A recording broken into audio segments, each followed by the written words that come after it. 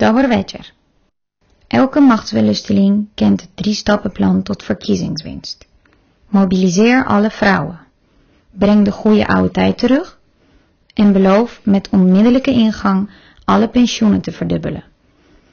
Dat heeft de democratisch verkozen koning van Bulgarije, mijn oma, beloofd.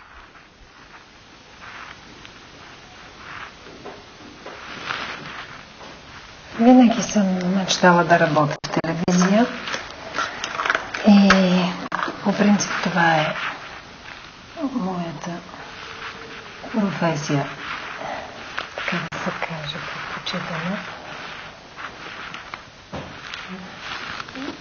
Никога не съм мислила, че мога евентуално да се занимавам с политика. Беше едно внезапно решение.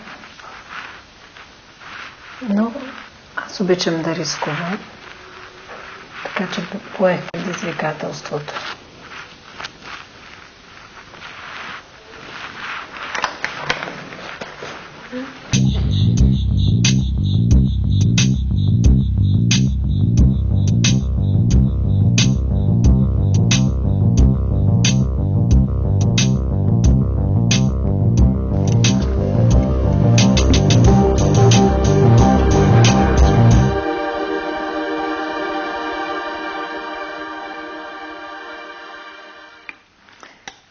Трябваше да водя концерта в подкрепа на националното движение и аз се съгласих в ролята на водеща и бяхме поканени от Негово Величество в двореца Враня.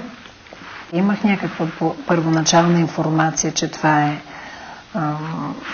една невероятна личност, много магнетична личност и може би това повлия върху моето решение.